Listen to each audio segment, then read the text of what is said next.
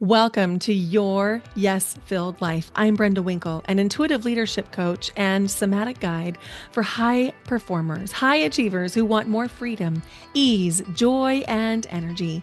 You are a visionary leader, driven, intuitive, and ready for more. More flow in your work, more presence and joy in your life and relationships, more trust in yourself and the decisions you make every day. Here, we explore the intersection of intuition, leadership, and energetic sovereignty, blending practical strategy with energetic alignment so you can create success that feels deeply fulfilling at work, at home, in your relationships, and in your own well-being. You'll hear inspiring stories, practical strategies, and high-level conversations designed to help you integrate the woo into your daily life. Because when your energy is aligned, everything flows. Ready to elevate how you lead and live?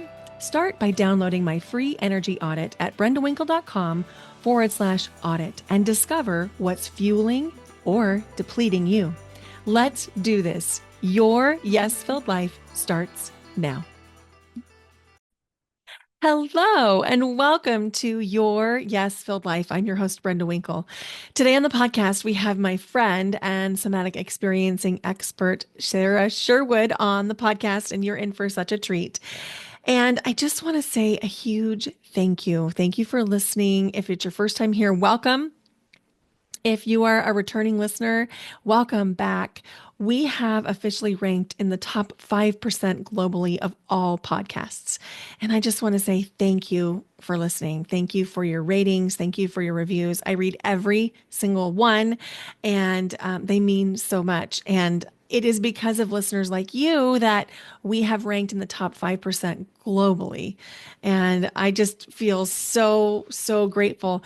I was reading a journal this weekend that I had written in last year, and I found the journal entry where I set the intention to have the podcast rank in the top 5%. And truthfully, I had forgotten that I put it in writing. I also had forgotten that I had set out some really specific goals of how to nurture the podcast and really track the energy of what the podcast needed in order to grow. And it was stunning to me to realize that even though I didn't go back to that journal until this weekend from a year ago, that it had influenced my actions, which is just to say, the intentions that you set, the goals that you create, they really do influence your actions and your thoughts.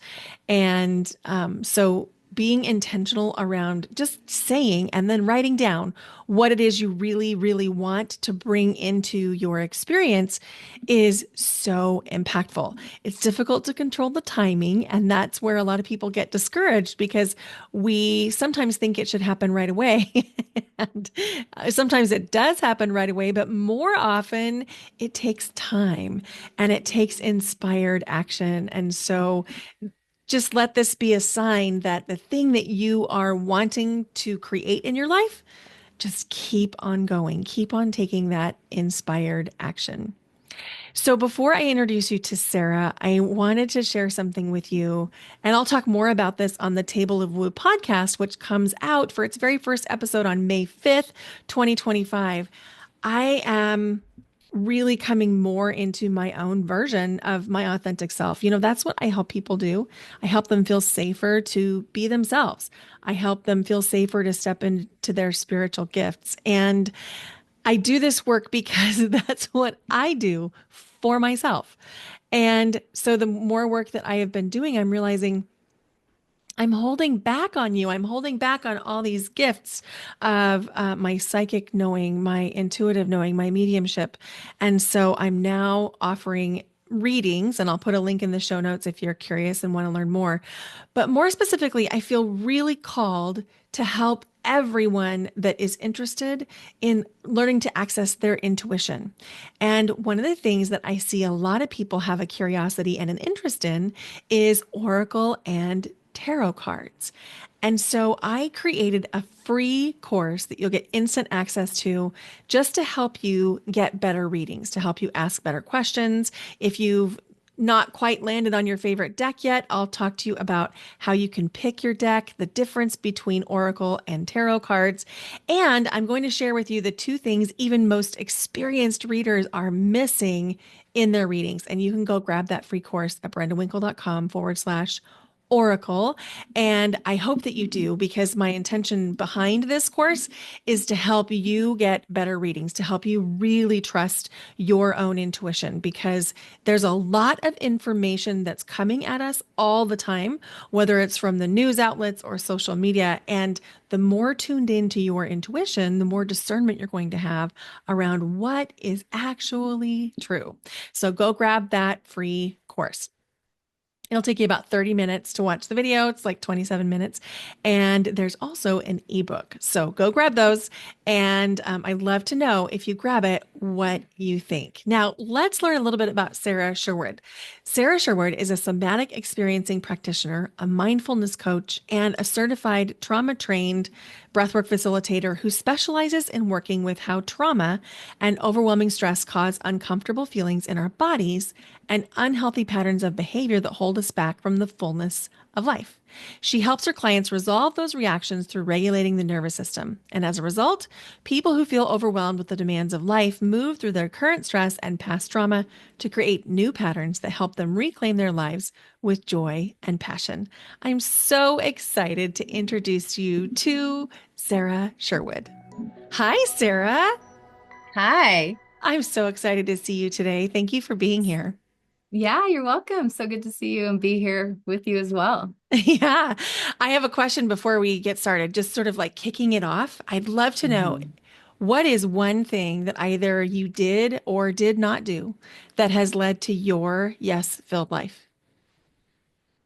I really feel like I have always listened to my gut. I've always listened to my inner guidance. And obviously, as I've matured and grown through the years, I've gotten better at really tuning into that and checking in with that. But even as early as like grade school, middle school, I felt like I'm not interested in what everyone's telling me I need to do and should do. And I was very much listening to what was important to me. So I think just that cumulatively over time is just, I've said yes to a lot of yeses. And Mm, I love that. I'm curious, was it difficult as a kid to do your own thing if your guidance said to do something different than what your peers might have been doing, or did that come easily for you? it came very easily for me. It did not make sense to me. And I was very much like, you do you, but I'm not doing that or whatever, or everyone tells you you need to get a 9 to 5 job, but I don't think I'm going to do that kind of thing. I think that there was an innocence and a bit of like a ignorance. Like I didn't know better if by Mhm. the world's wisdom. It just didn't make sense to me. So it was really easy for me. And it continues to be something that kind of guides my life for sure.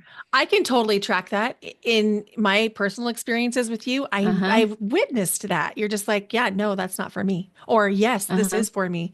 And you don't Hmm. question it. You don't overthink it. It's just is what it is. Can overthink it. I will I'll clarify that.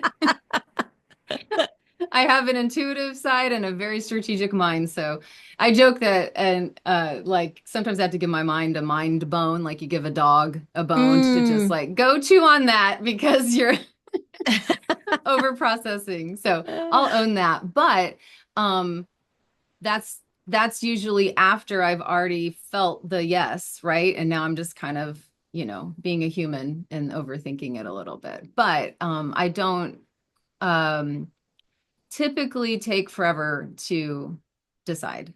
Hmm. And that Mhm. makes sense to me too. So I know that when in fact, I was talking to somebody about this just yesterday. The hardest part is making the decision. Mhm. It's not actually executing the thing, it's deciding.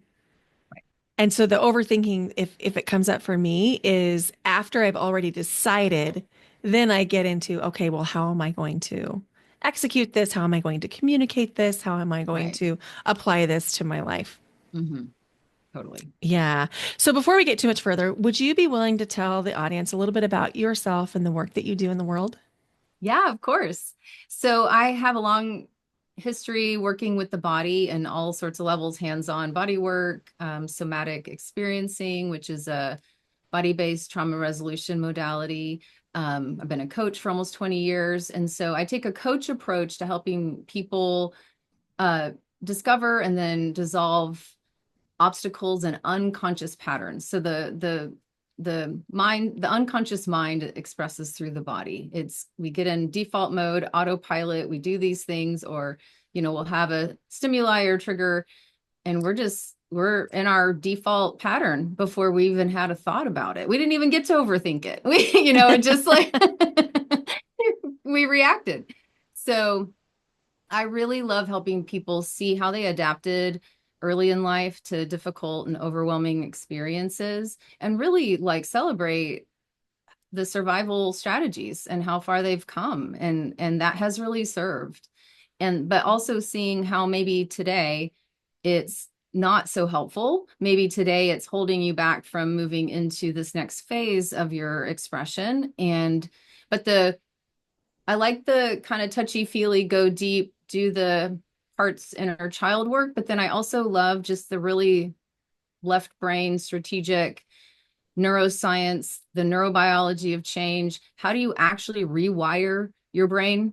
There's neural training techniques that are really specific to creating changes in your brain. And so I love that side of it as well. So it's not so abstract and just kind of like, I don't know, maybe I'll have this like healing moment. So I like both sides of that. But I work with individuals, groups, organizations. Breath work is one of my modalities. So I love learning. So lots of tools in my toolkit. I love this. So you're speaking to a couple things that I just want to kind of pull the threads on. One is when you mention like growing up with difficult or overwhelming situations, my definition of trauma is anything that overwhelms the nervous system capacity to cope in Mhm. that moment. And Yep. so many times when I listen to what's out there in culture, we hear the word trauma thrown around and we hear the Mhm. word big T trauma and little Mhm. t trauma. And Mhm. my belief is that the body does not really care if it's a capital letter or it's not a capital letter. And that in working with trauma, trauma is trauma is trauma is trauma, and that the Mhm. hierarchy we've created around healing trauma in our culture is really designed to help our brains latch on to difficult situations. I'd love to hear your take on this. I 100% agree with you. And I think that I observe a few things. I think in the last 5 to 7 years, there's been a bit of a pendulum swing where like everything's traumatic now, right? Yes. Like you stubbed your toe and you're traumatized. And I say that, like I don't want to make light of the complexity of a neural network where, yeah, that might actually trigger something in the system. And um, what I think is that's I think what you're speaking to is a better understanding. And I think that it's not just in a single event. And Mhm. a lot of times that's the definition I think was born out of these kind of single event, high charge, too much overwhelm in the system. And then there was a clear post-traumatic symptoms, Mhm. right, from that Mhm. event. But I would say the majority of people I work with have more of what I call like the slow drip kind of lobster boil trauma. Mhm. And I'm sure you see the same thing. It's like, and then so they're looking at their history and they're like, "Ugh, I don't know that I have trauma." But if we start to just ask 3 or 4 questions, we're quickly in the awareness that they were in a chronic day in, day out environment that felt unsafe. Mhm. Mhm. My story is a great example where I, I, I had, Okay, so you've built this beautiful life and your successful career powerful presence, and a calendar full of responsibilities that once lit you up, but lately something has made it feel just a little bit heavier. So let me ask you something. What if this was your moment to soften into a new way of leading? I'm Brenda Winkle, a psychic medium, somatic coach, and intuitive guide, and I work privately with high achieving women who are ready to trust themselves more deeply, to reclaim their energy, and lead from the inside out. In our one on one coaching together, you'll experience the kind of support that's both deeply spiritual and highly strategic. I'll bring my psychic gifts, mediumship, and somatic tools to help you move through emotional residue, to help you get really clear on what matters most to you, to help you clear your energetic field, and lead in a way that feels powerful, precise, and completely aligned with who you really are.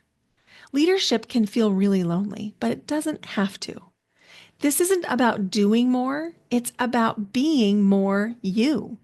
If you've been craving personalized support, intuitive insight, and energetic sovereignty, this is your invitation. Go to brendawinkle.com/coaching to learn more because your yes filled life, it starts the moment you say yes to yourself. My story is a great example where I, I I had some major health trauma in my 20s, but up to that, I really don't have like the big capital T's, but I was bullied, name called, and basically verbally abused like constantly, you know, in every environment that Mhm. I found myself in. And it took me until way into adulthood to see that I was literally adapted to basically be at war, anticipating the wound, anticipating the hit, anticipating the pain. But it was all verbal. Mhm. So my system adapted around that to be on super high alert. So that's just one example where someone might go, well, I mean, and kids, that's normal and kids, whatever. And it's like, it doesn't really matter what we think is normal or not normal. It's the fact that that had a developmental impact on Mhm. how I was developing as a human. I felt unsafe and like I needed to hide all the time, like take cover. We could use all these translatable words to someone who may have had a high charge experience at war or something like that. Mhm. I love what you're highlighting here, which is that the nervous system adapts. And so when we're in this, like you called it, the slow drip, we Mm-hmm. may not even know that's what's happening. Right. But the markers would be an elevated stress response that never really resolves. And Mm-hmm. so I'd love to know what your take is on the correlation between an elevated stress response, let's say from past trauma, whether it's from childhood or from a toxic work environment or a really demanding work environment, and burnout. How do those relate? Oh, they're so clear. It's the best metaphor, and people use it a lot, so you might have heard it, but it's like s- parking your car in the driveway, turning on the engine, and putting it in emergency brake, like putting the emergency brake on and then gassing it like all the way down, like pushing the gas pedal to the metal, and just sitting there. It's like what's going to happen over time? It's unsustainable. So something's going to happen. It's going to break down. It's going to explode. It's going to just literally like it just like stop. And so the chronic overdrive, sympathetic overdrive, that high stress uh, section of the nervous system, it is unsustainable, and so it will try to give you what you're asking for. It'll try to sustain you to the best of its ability. And if you're in a situation where you're either just unsafe, so you're kind of always needing it, cortisol, adrenaline, norepinephrine, just to like stay alert, or you're literally responding to tasks, You're literally doing things.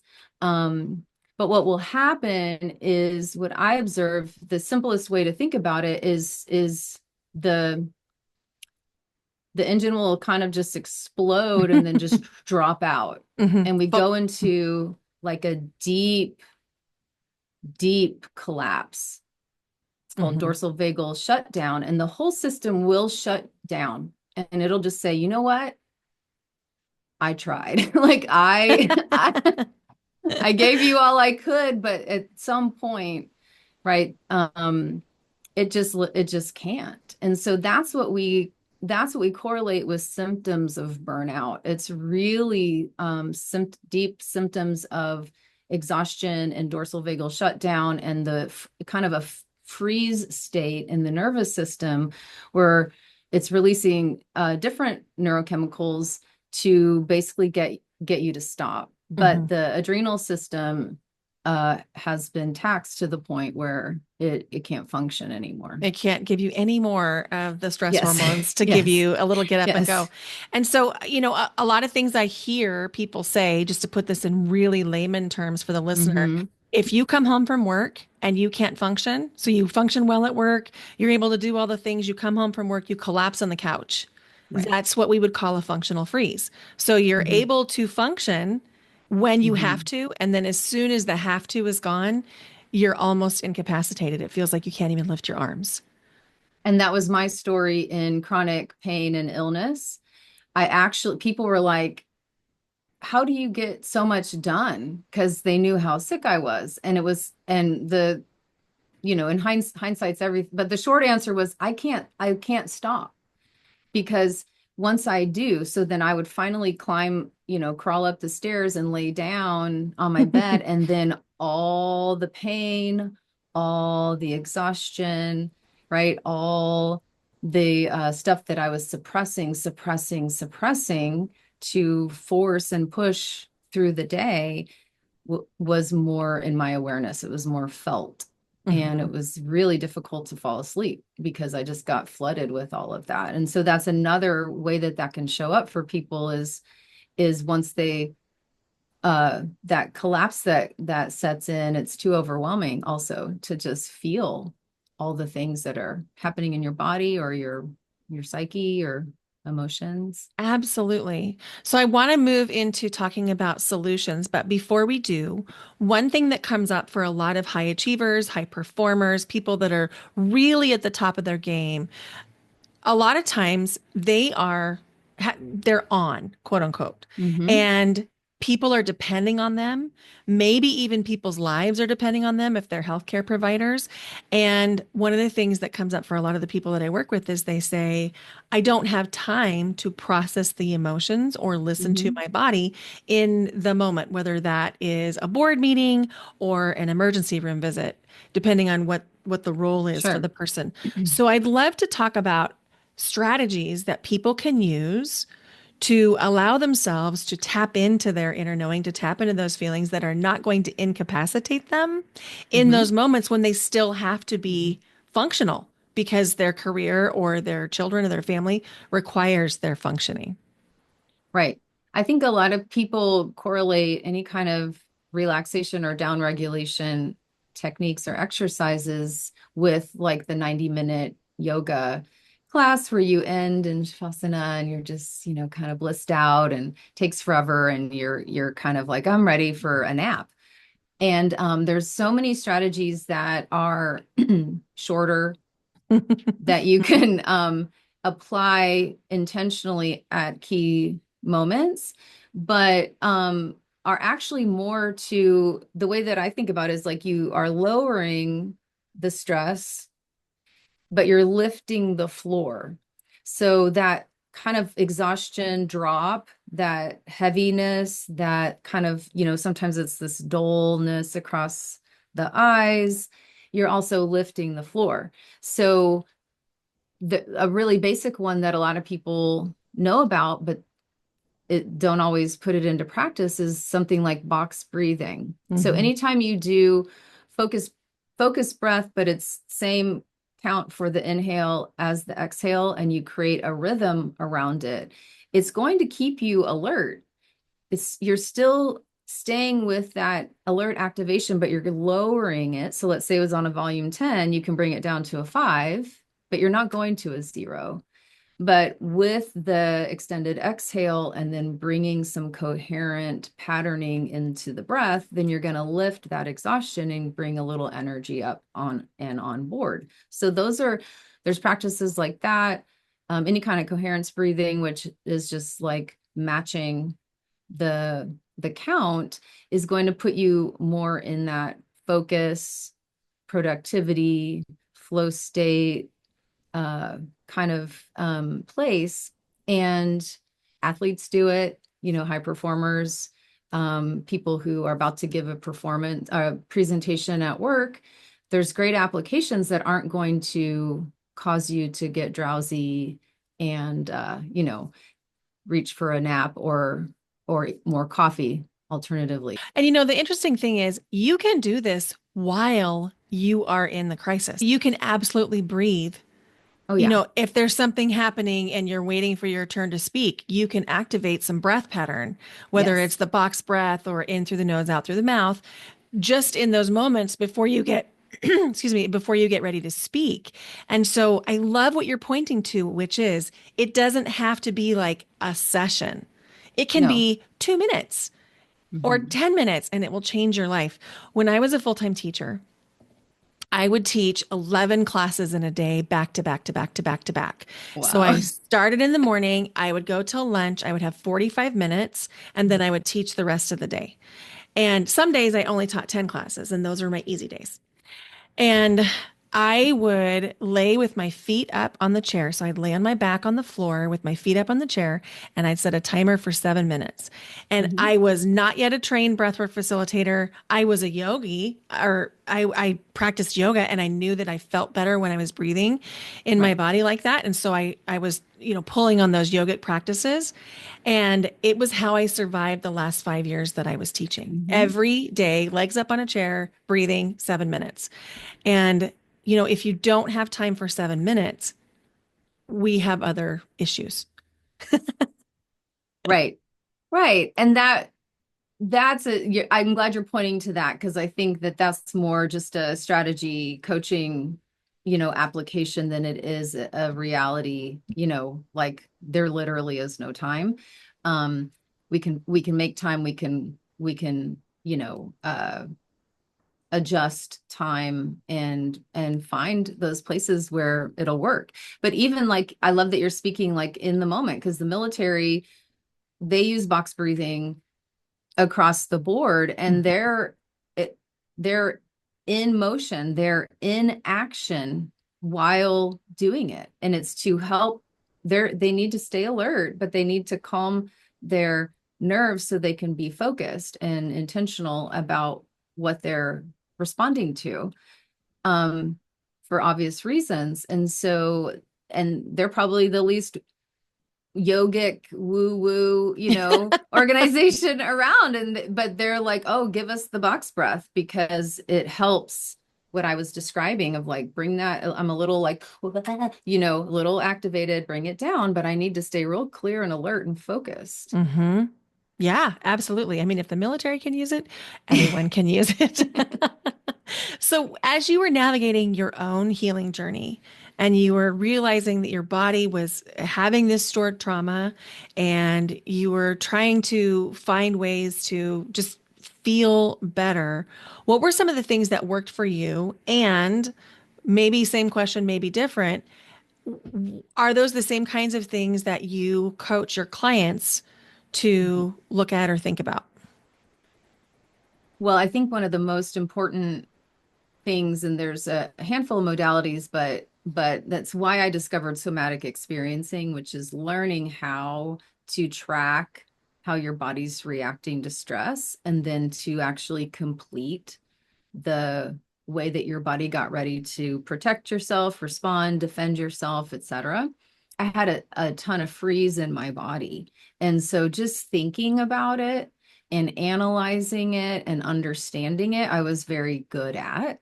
Hmm. But I was not seeing any changes or much change in how I was feeling. And so body-based coaching and modalities focused on actually discharging, is what we call it, the energy that's kind of stuck in the Hmm. body. So somatic experiencing, and yes, that's, I'm trained and certified in that. And breath work has been the most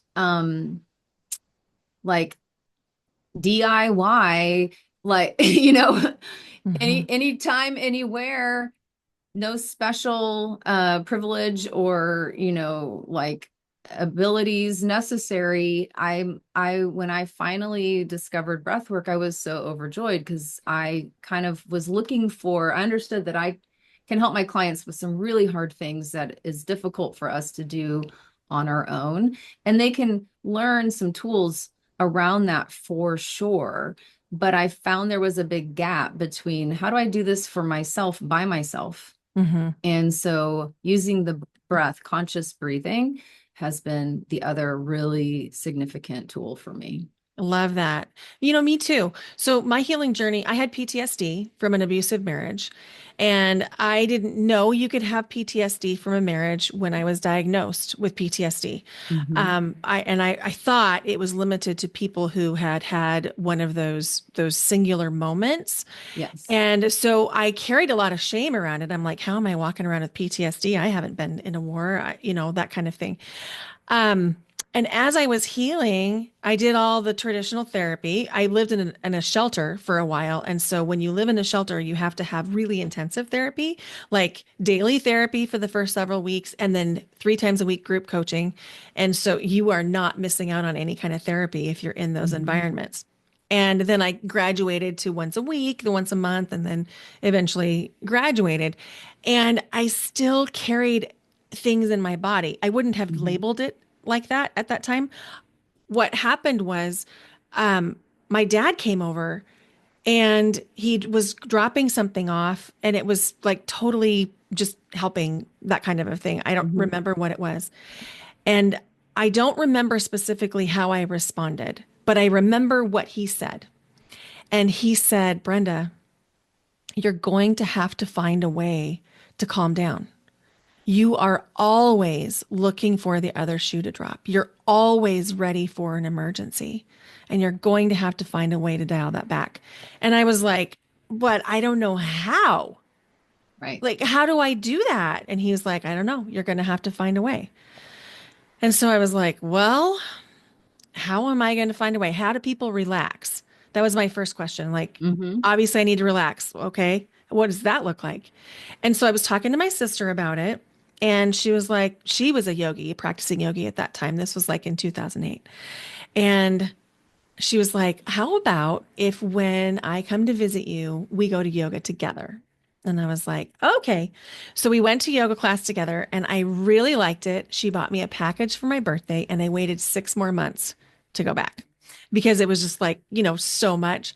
But as Hmm. soon as I went back, I was noticing that I was more deeply breathing. I Hmm. was noticing that I wasn't on edge all the time. Hmm. And I started to notice what my body felt like. And Hmm. I hadn't realized I wasn't feeling anything. I mean, it would take like a blister on my foot for me to be aware of my foot. Right. And so my gateway drug was yoga. And Hmm. then through that, I discovered all of the other, energy healing modalities and that ultimately Hmm. led me to breath work as well. And I'll double down on what you said, which is I had been trained in Reiki and theta healing and clendening and highly trained in those, but breath work for me was like the key that opened every door. Hmm. Yep. There's something so empowering about it. It's hard on one hand, it's not easy. Um, and it's so easy Yeah, and exactly. simple. I think the hardest thing is getting started, wouldn't you say? Exactly. Exactly. It's like just it's there's a momentum and an innate, like, your system already knows how to do it. Your body already knows how to do it. You're just sending a quick, short little memo, like whatever. There's different ways of breathing that have different impacts on the nervous system. So as long as you are clear on what memo you're sending the nervous system, that's it. Hmm. And then you just have to stay with it for a couple minutes. Let's talk through some common objections that I hear and let's see what other common Okay. objections you hear. So, one Yeah. thing that I hear from people is, well, I can't breathe like that. It's hard. I can't breathe that Mm-hmm. pattern. And my response is, well, your mind tells you you can't breathe that way, but Mm-hmm. your body will if you give it, 2 to 3 minutes, all of a sudden your body will take over. I'd love to Mm-hmm. hear how you would coach somebody through. When I was a choir director, one of the things that happened right before every concert was that I would either lose my voice or develop some hoarseness. What I didn't know at that time was that I was actually experiencing a chakra imbalance. Chakras are the energy centers inside your body. And if you have a chakra imbalance, you might be feeling scattered or heavy or second guessing your intuition. Maybe you have stomach upset, or maybe, like when I was a choir director, you'll notice that it's not only difficult for you to speak your truth, but you'll actually lose your voice. Your energy and your chakras are always speaking to you. They are the energy system that governs the body. And they are constantly in flux, responding to the foods that you eat, the experiences that you're having, the thoughts that you're thinking, and the feelings that you have. And that's why learning how to support and balance your chakras can be a total game changer. Because when you know how to identify a chakra imbalance and how to shift it, it's like you have just gotten the key to the biggest unlock you've ever had.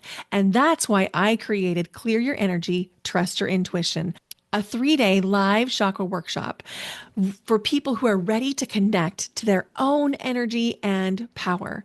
You'll learn exactly where your energy might be leaking, whether that's blocked or overwhelmed or actually an energy leak, so that you can clear it, so that you can plug the energy leaks and feel more like yourself again, so you can trust yourself more deeply. We're going to explore all 7 chakras from your root, where you ground into stability, to your heart, where you give and receive love, to your third eye, where your intuition already knows the way.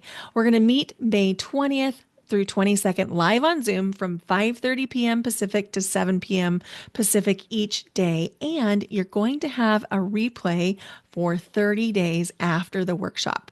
Your investment is $111. If you're ready to stop absorbing everything and start leading from a place of true alignment, this is your next yes.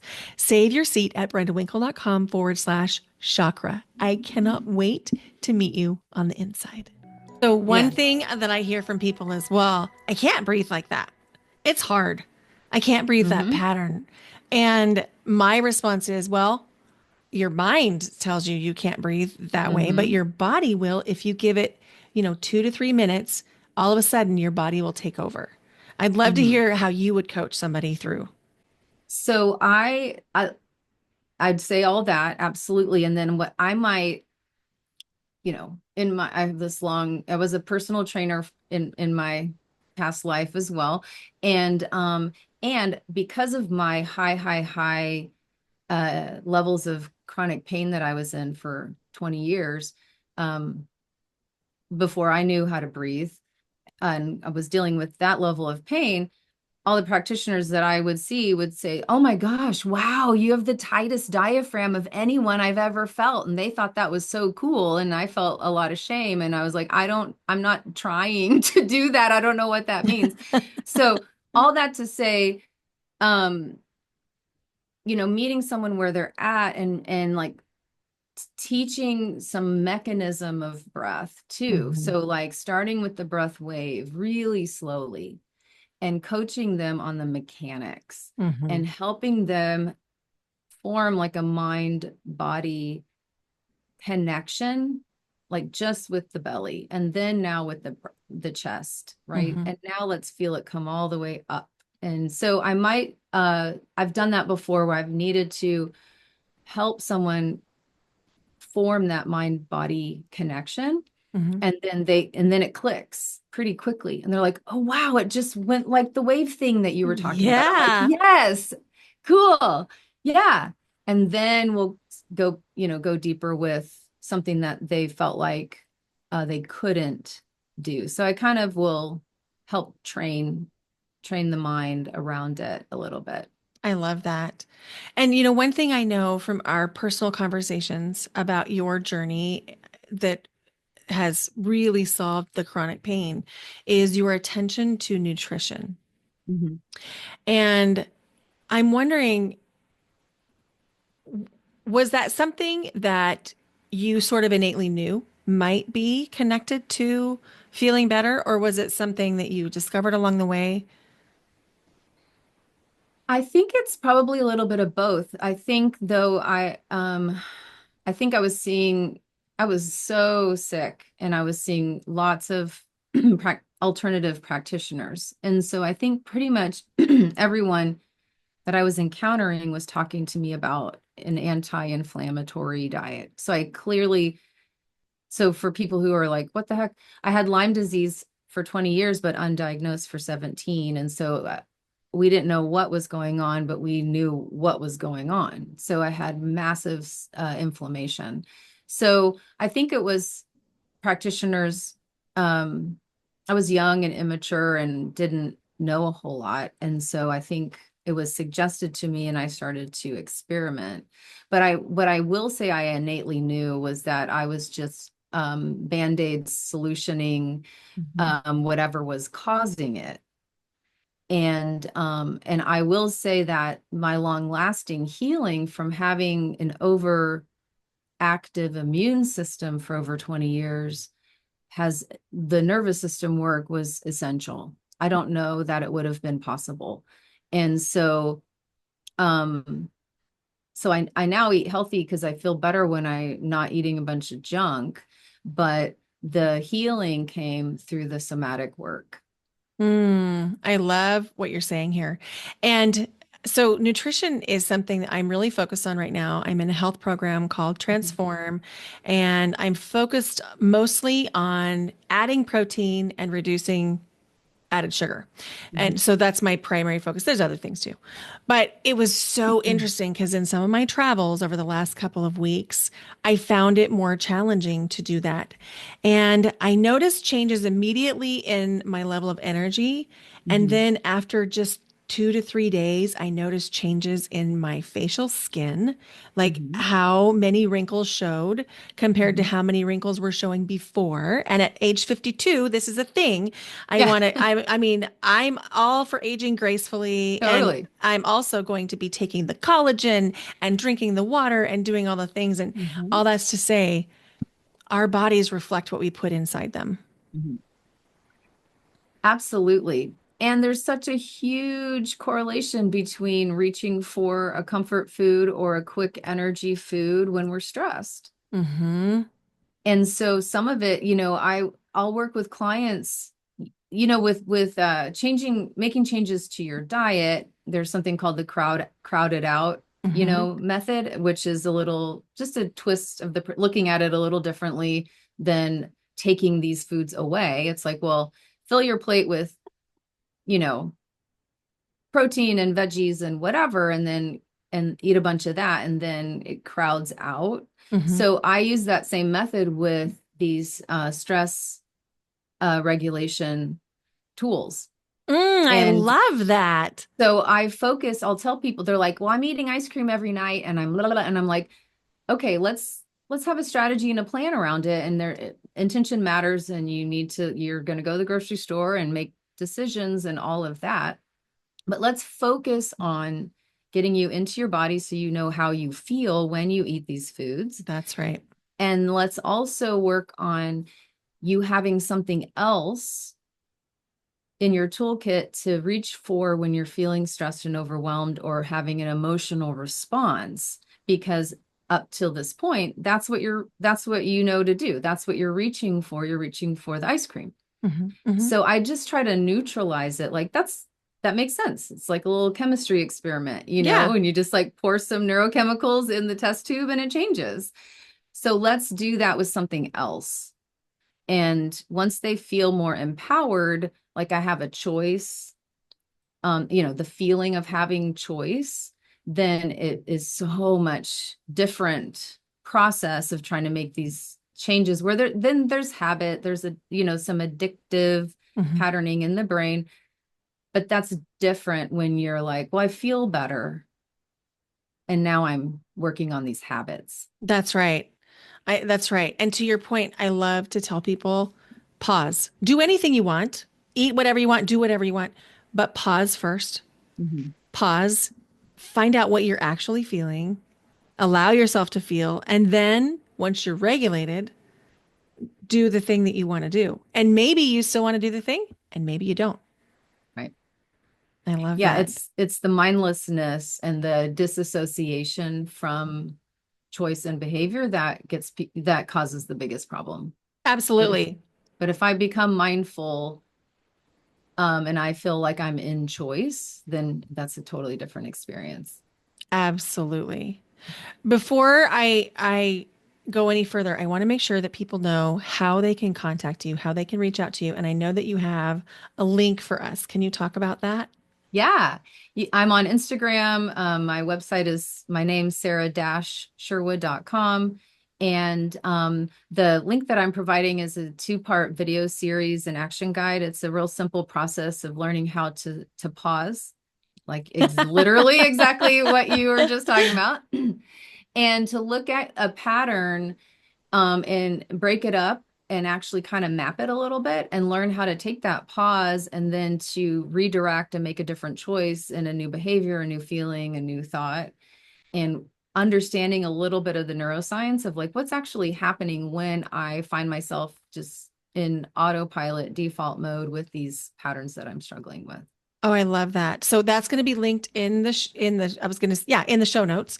And so go check that out. Be sure that you connect with Sarah on social. Go visit her website.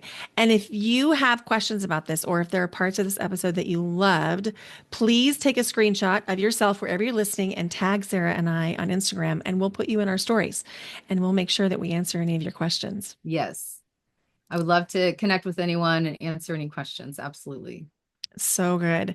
So I'm curious, as we kind of wind down, we wrap up. We've talked about breath work, we've talked about somatic experiencing, mindfulness, dialing down the stress and raising the floor so that our bottom isn't as low. And I'm just wondering, is there a non-negotiable practice in addition to any of those that you personally use in your day that helps support you in your own journey? Hmm. I would say movement of some kind. Yeah. Yeah. I realize when you ask the question, I'm like, what is my when you, because I was thinking non-negotiable and I'm like, no, it's movement. I know that if I move my body, and that could look like going to an exercise class or walking around the block, can look like more traditional exercise. Or if I am feeling stagnant or overwhelmed, just getting up and just shaking my body, swinging my arms. I do this kind of this 6 point lymph clearing, just to keep lymph flowing through my body, stuff like that. Any kind of movement, I think, is really core to just self-care and maintenance. I totally agree.